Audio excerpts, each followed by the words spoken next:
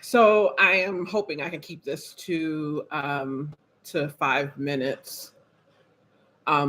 This is my toolbox presentation. This is a presentation of all of my toolbox items from over, this past semester and the past, 12 or 13 weeks.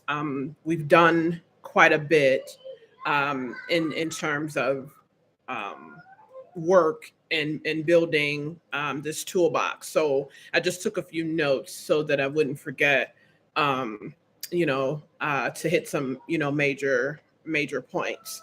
So first, global leadership competencies. After looking over the list, I pulled out the ones that were significant to me. So business savvy, vision, and strategic thinking. I'm a person that is, I'm a visionary.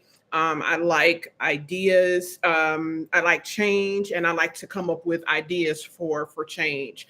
Cross cultural communication, empowering others, interpersonal skills.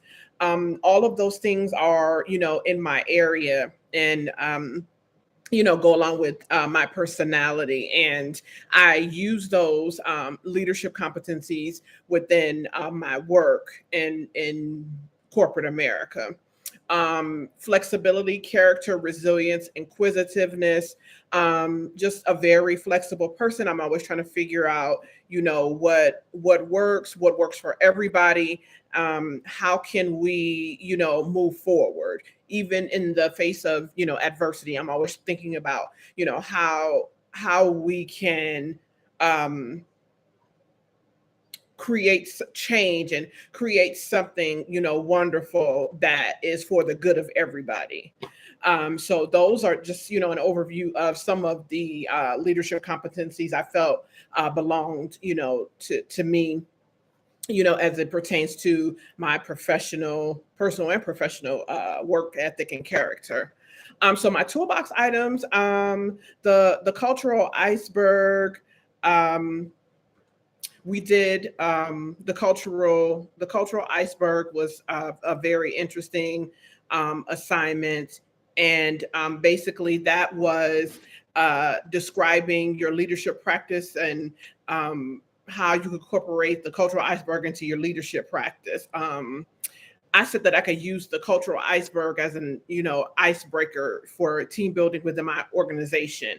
I am a remote worker, and so I work with people all over the world. Whether it be Europe, India, even Africa. And so, as a remote worker, we often work in silos. So the manager of my current organization has been driving us to collaborate.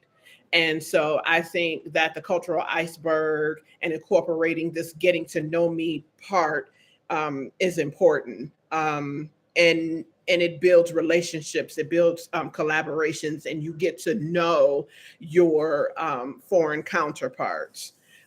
So that was the overall overview for the cultural iceberg. And then let's see, there was um, sorry, I'm hesitating here. Um, the addressing bias. So we took the implicit association test, which was very interesting, and understanding our own bias. So I was able to draw, on that and see where, I have, unconscious or conscious bias. Also, we did the culturally responsive practices. And so again, I work with people who are, in foreign places. And so we have implemented a happy hour for our teammates once a month so that we all get together, on a Zoom call, and we present, activities that will bring us together and that will, make us more culturally conscious, and we learn from one another. And it's supposed to be fun. It's supposed to be light. It's not supposed to be like a presentation per se, but it's supposed to be like a game where we get to know each other and understand our backgrounds. Um, and this activity is currently being used and practiced, in my current organization. And the goal is to build relationships among team members and foster inclusivity with our resources abroad. And so, overall, I think this is one of, my favorites as far as ideas in action. Um, I think this activity helps foster cohesiveness and collaboration. And again, because I am a remote worker, um, it's not often that I get to understand my counterparts and get to know, who they are and how they think, which makes working with them, more cohesive and collaborative.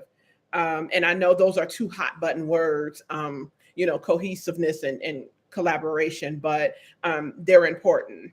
They're important in global leadership, and they're important in the work, that we do in our organization every day. So I think, to sum it up, I know I'm over time, but I think, to sum it up, this is one of, my favorites, and that I use and I practice, every day in my work.